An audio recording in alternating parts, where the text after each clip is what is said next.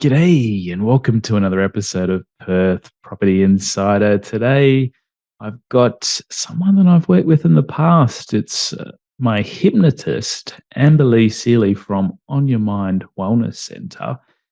And we're going to go really deep into the important role our subconscious and all of our programming plays in how we go about creating wealth. And not only wealth, this episode, we went really deep into how it plays out in our comfort zone and I guess controlling and affecting our overall happiness, fulfillment, and relationship with ourselves, relationship with others.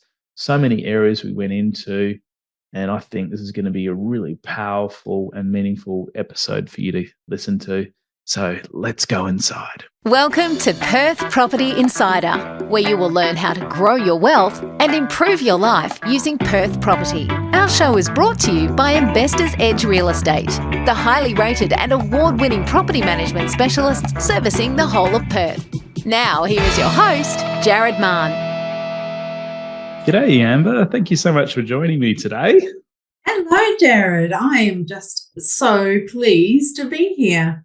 And I should confirm to all of our listeners that we're not recording one of my hypnotherapy sessions. We're actually having a deep dive into all the background on our subconscious and hypnotherapy, and really looking forward to getting stuck into it today because I think there's a lot of benefit for our listeners to be understanding this, what's going on in our heads. Absolutely.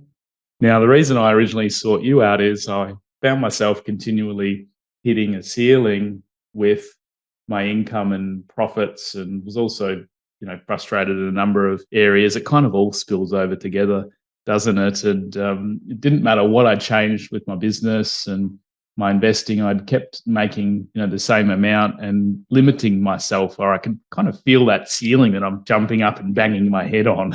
So Is that common that you have people coming to you? I guess we've all got different limitations, and it just depends on what for the individual.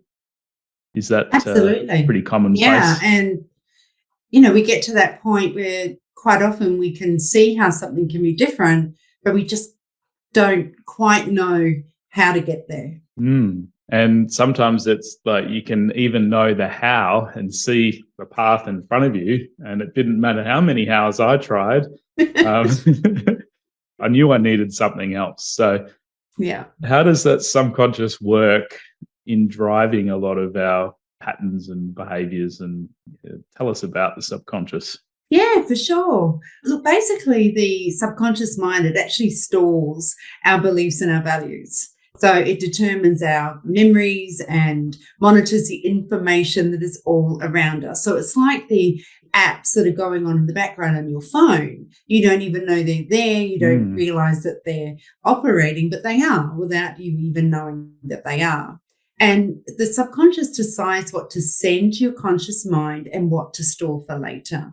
So it's the powerful secondary system that runs everything in your life. Even though you may consciously be thinking you're making a lot of decisions, there's a lot going on, actions, behaviors, and patterns that are happening subconsciously without you, you just get up and do it. It's like if you're driving along, and I know it's happened to me a million times, you'll be driving and you'll be like, oh my goodness, when was the last time I saw the lights? Yeah. And or how did I get here?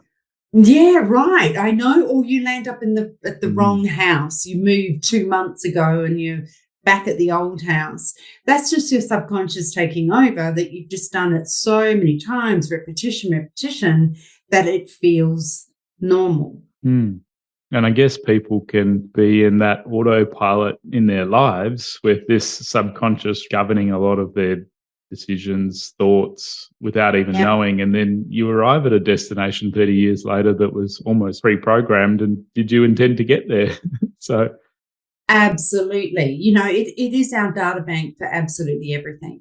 So the good, the bad, our beliefs, our experiences, our patterns. And, there is the saying of nature versus nurture. And I know as an adoptee, the crazy thing is when I met my natural mother, we have so many things in common, and we do very similar things. And yet I didn't grow up with her. I had no Interesting. interaction with her at all. Yeah. So how does some of these beliefs and programming, how does it get formed? Because it might help to take us right back to the beginning. Oh, totally. So how it gets formed is really from the moment you're born up until around about the age 6 or 7, they say, we don't have the ability to discern. So anything that comes our way, and let's think about it. I'll never forget this one experience. I was sitting there, I don't know whose house I was at. I must have been about 4. I had big headphones on and I was listening to this record on a record player and singing at the top of my lungs. I don't know how old I was, 4 or 5 or something. And I'll never forget my father walking in, and he was a joker. He joked around. And I remember him saying, "Oh my goodness, you can't hold a tune for anything." Mm. And even up to this moment, even considering my father as a musician, the minute there's someone else around me, I can't hold a tune because it's just been in there this whole time. So it goes in and we don't know whether it's true or whether it's a joke or, we don't know. It's just told to us, and especially by people that we love and people that we trust. So it goes in. I guess it's not what happens, it's maybe how we interpret what happens in that moment. Absolutely. Because we don't, as a child, we don't say to somebody, why we don't think to ourselves, why did our mother say that to us? Or why did the next door neighbor yell at me and call me that name? Or why is the teacher doing this? Or I don't know why I'm meant to go to this certain class on this certain day. We're just told that is what we should be doing. And up until whenever we begin to go, why? Hang on a minute. Why? The minute we start asking those questions, that's when we can start using our reasoning factor and we can say whether we think something might be right for us or not. But up until then, it all goes in. And really, it's then up to us to try and unwind some of those patterns and thoughts and habits that are in there. And I've certainly been much more into consciously parenting my 4-year-old, and I've had a number of other guests on the podcast to try to get the patterns that we're laying out for them and the behaviors so that they can model and hopefully have that programming leaving them better off than needing to fix so many things that I have from my parents. I mean, they did the best that they could. God bless them, and I'm so thankful and grateful, but it still leaves you feeling and being programmed a certain way, doesn't it? Absolutely. And I think that is something I do want to say is that, regardless of anything, every single one of us is doing the best that we can in every single moment. Can we do better? Of course we can. But sometimes, even if we're doing the worst thing possible, it's still the best that we can do in that moment. And I think sometimes people forget that, and there's a lot of judgment and a lot of pain attached to things that, sometimes we just need to love ourselves and let it go. So how do our beliefs and programming, how does that start to play out in how we are with money and wealth? Because I guess most people listen to our podcast because they're trying to improve their life and get ahead, and I can tell them all the tactics and strategies with property until I'm blue in the face. But I just notice with a lot of people, there's a big gap between, knowing that and actually making it happen and creating that wealth for themselves. So how does this impact that? Absolutely. And, just speaking on that, I grew up in a family that were blue collar workers. My adopted family were hard workers, very hard workers, but they certainly weren't financial. They weren't comfortable. And so I had to specifically decide an amount I would not accept anything under as to what I wanted to create each and every week. Without that decision, you would just fall right back into expectation mode of what you would deem yourself, I guess, able of achieving. What you're worth and the standard that you set for yourself. Yeah, I'd never really thought of that. Yeah. And as much as you know it, and this is what you just said, you know it consciously, It's ingrained, it's inbred. It is there from that 0 to 7. Every single thing you see, and then, you might, and it would be the same for people that grow up with money. There's people that step into life and they've just got absolutely everything. Yeah. So it's not about that what's around them, it's how they feel about it or how they're made to feel. And it may not even come, this is a scary thing, from the interactions with money itself. It could be, it's probably everything else, how that teacher made them feel, how the friend made them feel, how their parents made them feel. Did they feel worthy from all of those interactions? This is That's deep, Amber. right. It's deep, but it's extremely basic all at the same time. Yeah. And that's what I was just going to say to you. Sometimes, and this is why I sometimes say to people, and maybe I shouldn't say it on this podcast, but I'm going to say it. Sometimes I say to my clients, please stop reading self-help books while I'm helping you. Stop it. Because until we get you flowing where we know you need to flow, every single time you open up one of these books, quite often they're pointing the finger at you as if there's something wrong with you. Whereas that's not where we want to be. We actually want to be going, and like I would have shown you, this moment forward. We can't change anything that's happened in the past. We can't change our thoughts, patterns, feelings, anything about that stuff. But what we can decide is, who do I actually want to be as a human being? That's me right now. That's me. My focus is, how do I want to leave every person after I have anything to do with them? But the thing is that, if your focus is financial, then we need to get clear about it. And then what we need to do is get excited about it, because the only way to change a subconscious mind is through emotion. And I think that's the key that a lot of people don't understand. You can have the how, you can have the why, but if you don't have an emotional goal that absolutely rocks you to your absolute core, then we're not going to be able to get it in there. And all we're going to listen to is the negative stuff that's in the subconscious, because I'm sure you are aware, the conversations we had when you came to see me, is that negative emotions or anger or frustration or pain or those things are really powerful. They're really in your face. Whereas love and gentleness and happiness and achievement quite often is so gentle.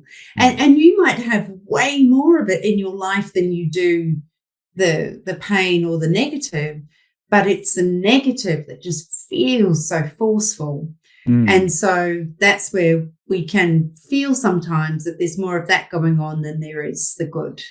And even though I'm sort of focusing on wealth, the funny and ironic thing is, when you take the focus off that and start to fix your beliefs and feelings around all these other areas, you end up becoming a lot more happy and fulfilled and in flow to gaining wealth and serving people and, actually exchanging with the world. So do you find that to be the case with people?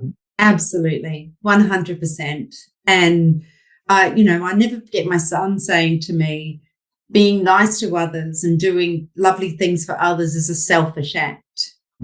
Because you get something from it. And you do. You get a great feeling too, don't you? It doesn't mean it should be something we don't do. It's always a give and take. It's a beautiful flow.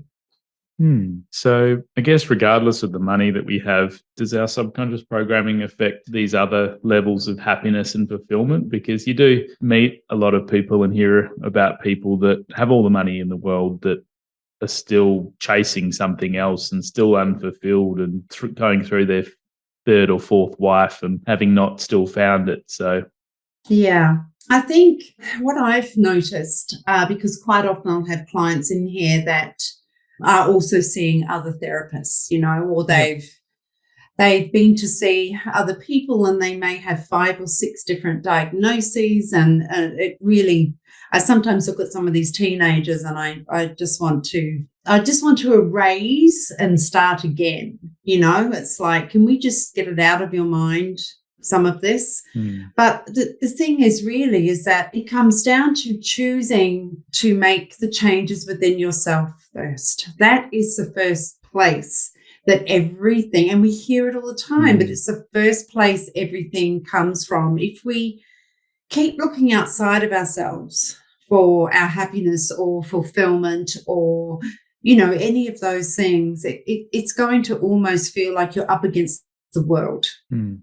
Whereas if you make a decision that today I'm going to be a better version, and that could be anything, that could be in creating income for your family, it could be in exercising, it could be in mindfulness, it could be eating great, whatever it is, your choice, as long as you have that emotional reason as to why you were doing it, and you are better than you were the day before, and better than you were the day before, and better than, you're absolutely going to achieve your goals, because the only person you're up against is yourself. Mm. It's when you go up against other people, Jared, you must meet a lot of people that would look at you as someone, obviously to learn from, because you know a lot, and, you're a wonderful person to be around at the same time. But if people are trying to be you, then it's just not going to flow for them. Everyone has to find their own way to be the version that they choose to be of themselves. And likewise, if you keep looking forever outside yourself, there's always someone that's doing better or has got more. And how do you ever be grateful with the present and what you have? It's impossible, isn't it? It's fleeting, because it'll come. And, I know that when I was going through troubled times in my life, I would go and buy myself, this amazing diamond ring or something like that, and all you do is you just fixate on it, and then you'd go in and you'd purchase it and you'd put it on your finger and you walk out the store, and then you'd be like, oh, that's it. Within seconds, the excitement is gone, because I was trying to fulfill something with something.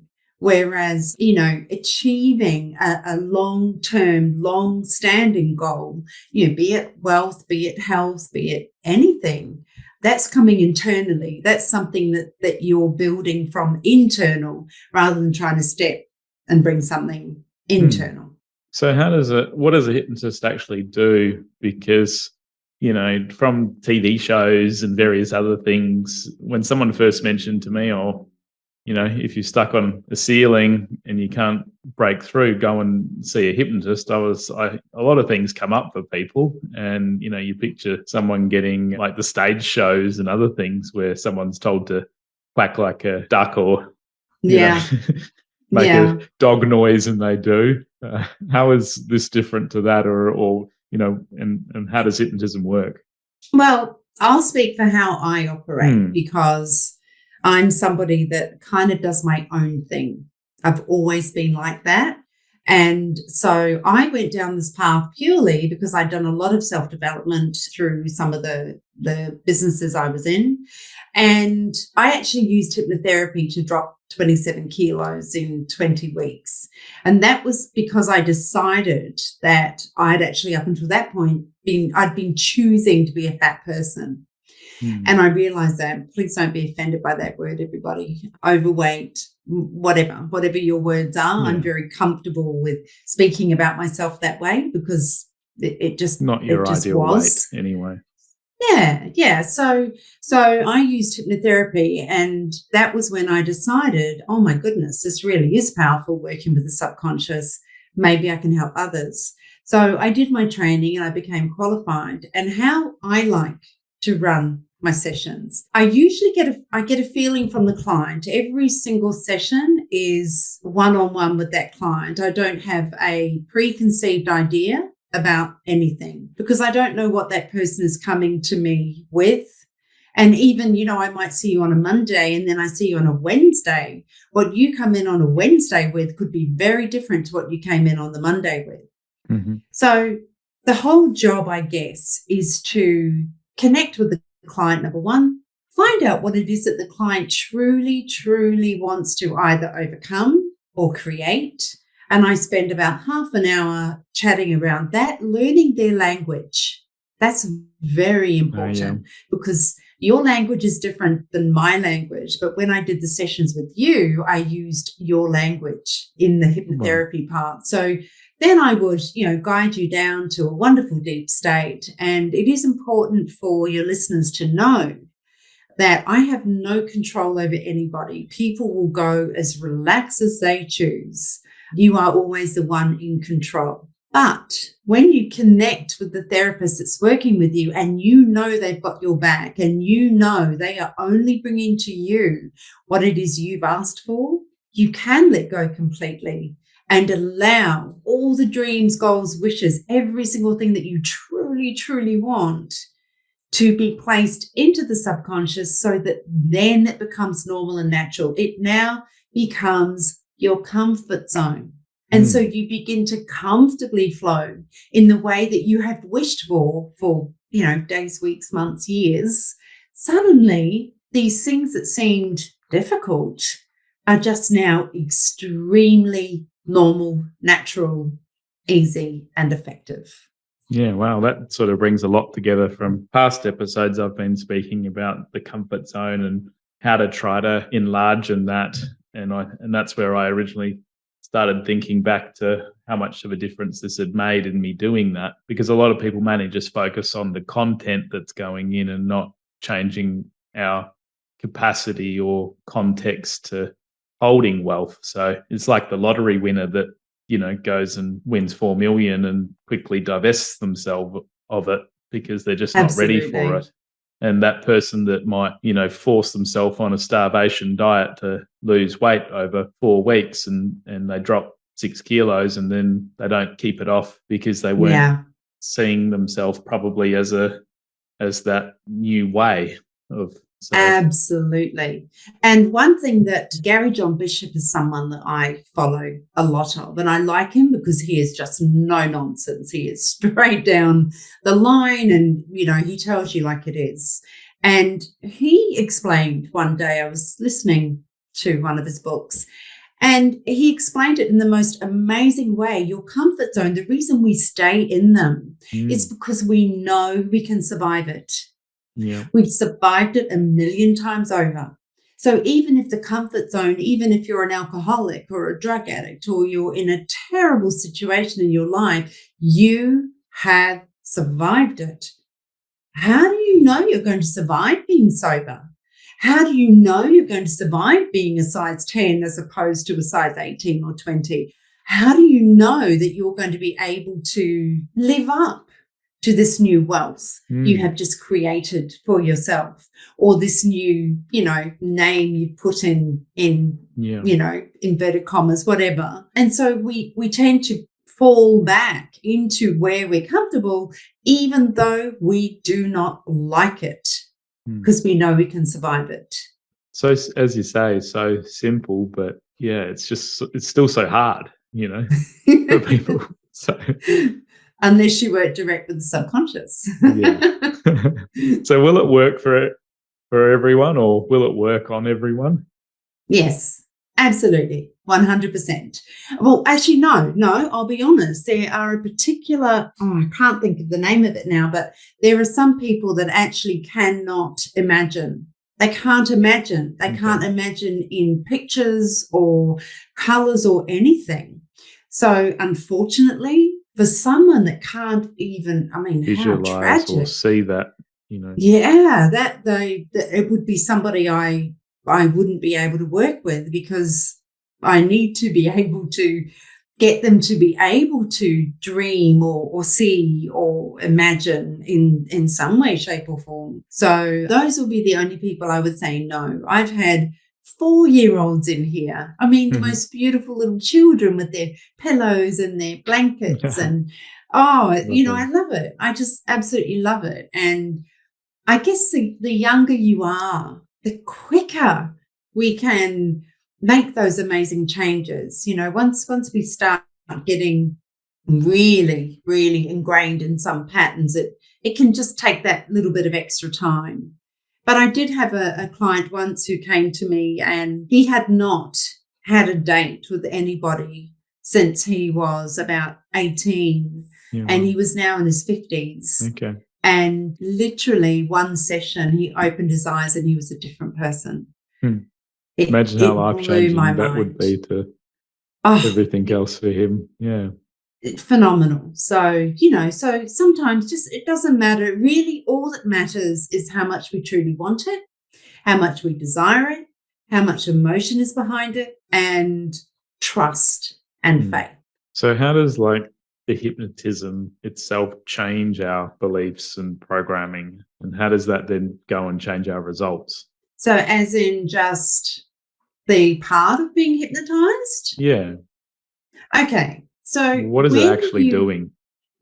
So when you allow yourself to drop down and not really pay any attention at all and just go, you are literally saying to your subconscious mind, I trust and have faith in this process.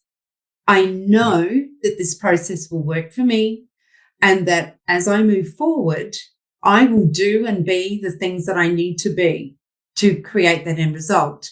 When you go in consciously that way, the divide in between the conscious and the unconscious seems to just drop. And so all that you desire goes straight into the subconscious, which is your autopilot, your comfort zone, and you begin then to fly at that new, the new path that you're putting in.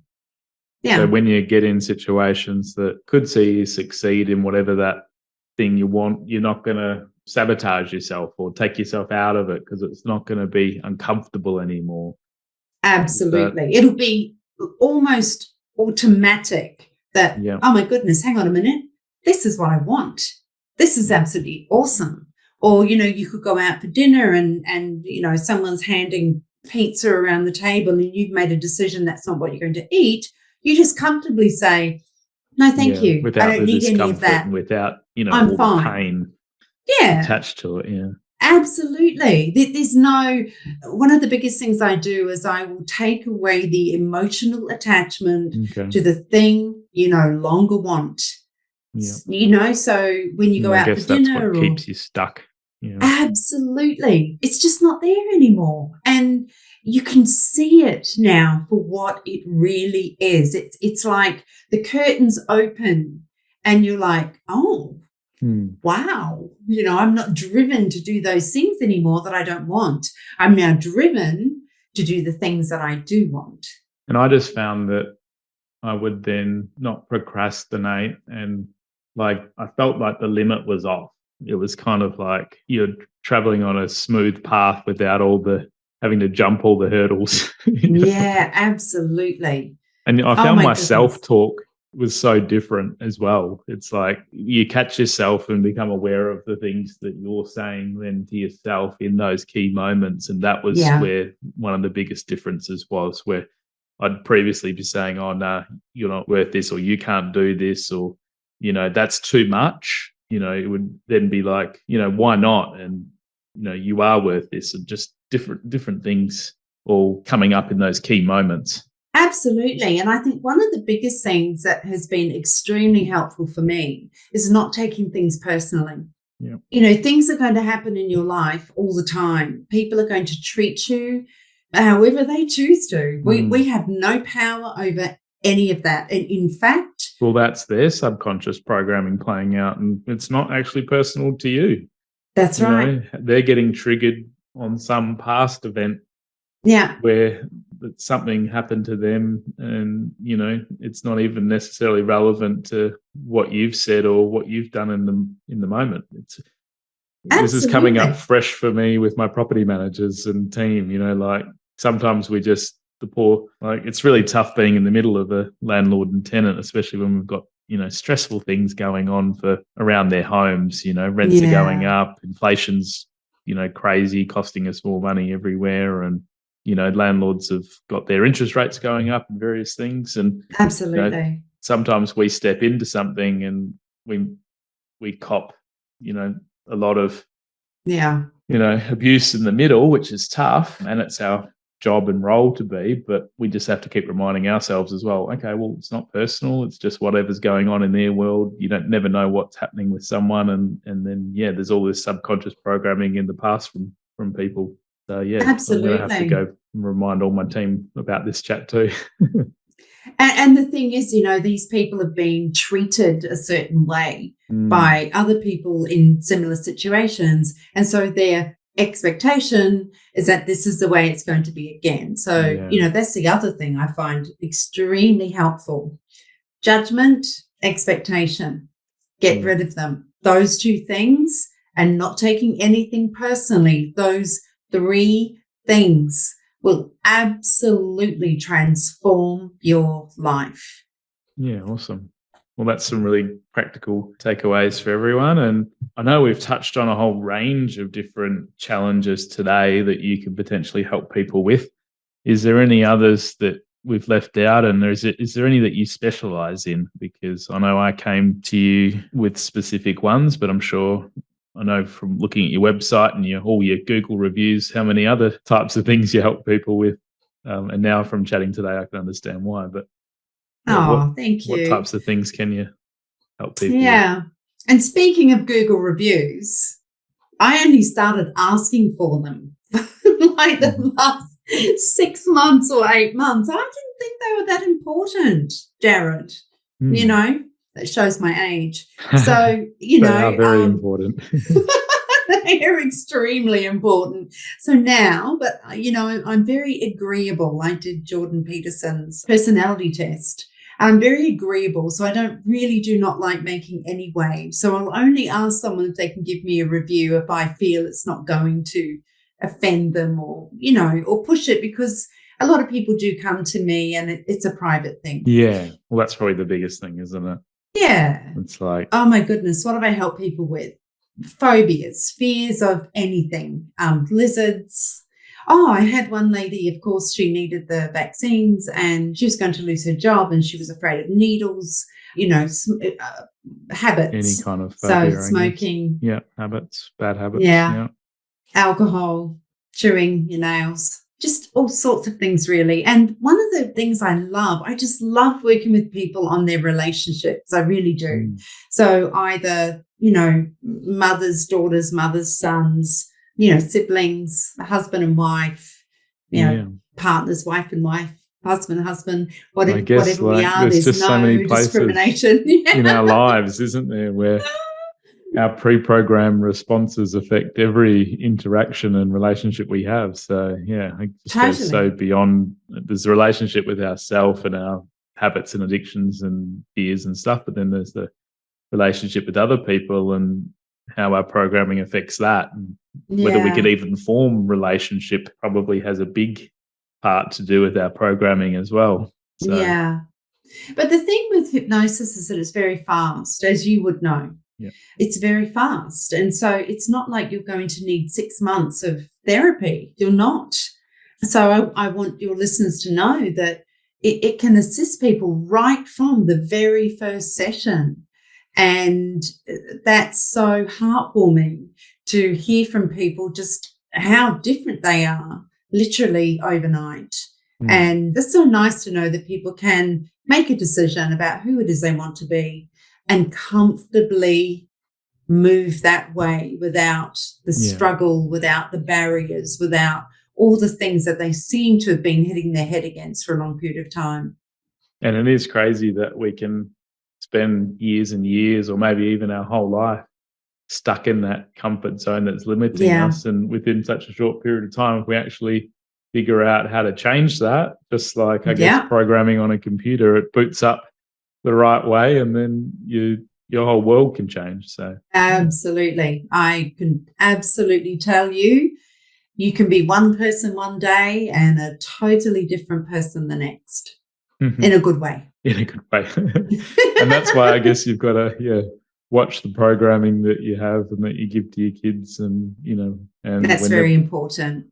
But I have to say, my boys are almost 31 and 30. And, we did all go through quite some trauma for a long period of time as a family.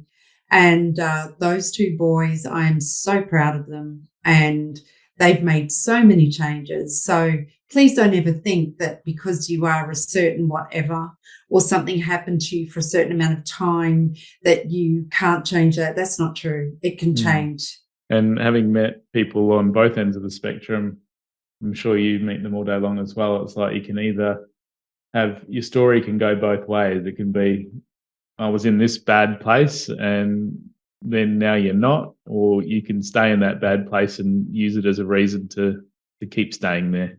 So Yeah. Yeah, absolutely. There's a payoff somewhere.